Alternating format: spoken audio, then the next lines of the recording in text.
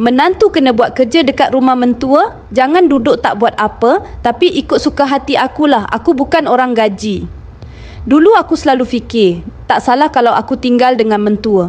Lagipun, suami aku anak lelaki, mestilah aku kena ada tempat tinggal dekat situ kan? Tapi, yang buat aku bengang adalah sikap mentua aku yang menganggap menantu perempuan ni kena buat semua kerja rumah. Aku faham, kalau ada rumah tangga, kena bantu-membantu. Tapi, aku bukan orang gaji. Sekarang ni, setiap hari macam-macam kerja rumah aku kena buat.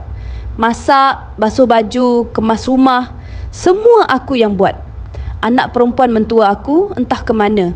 Kalau ada pun cuma berpeluk tubuh, main telefon dan bersembang dengan kawan-kawan. Aku hanya jadi tukang buat kerja di rumah yang bukan milik aku. Kadang-kadang aku rasa macam aku ni robot, asyik kerja je, tak pernah berhenti. Yang buat aku makin geram, mentua aku selalu cakap, menantu kena tolong buat kerja, jaga rumah. Jangan duduk saja, nanti orang kata pemalas. Kalau tak boleh buat kerja rumah, nak suruh siapa? Anak perempuan dia pun tak buat apa-apa. Tapi aku pula yang kena jadi superwoman ni. Tapi tak apalah, aku buat semua ni sebab aku tahu aku bukan orang gaji.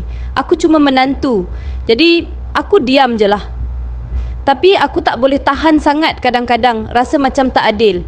Dahlah tinggal rumah mentua, suruh aku buat semua benda. Anak-anak perempuan dia pula tak buat apa-apa.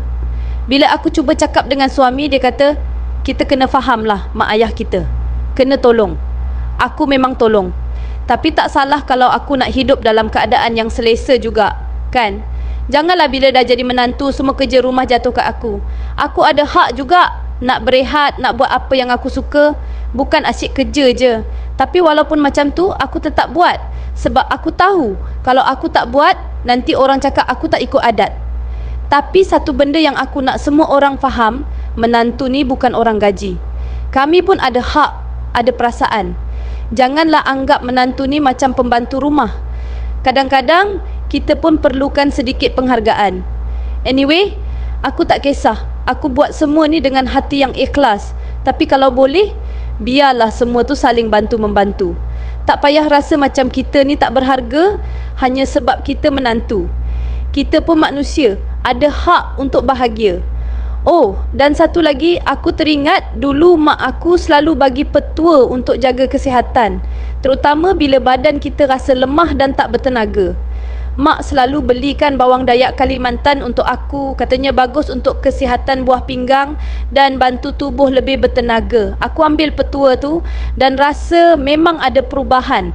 Tapi itulah, tak semua orang faham apa yang kita buat untuk jaga diri. Jangan anggap menantu ni hanya untuk buat kerja rumah. Kita semua manusia yang patut dihargai.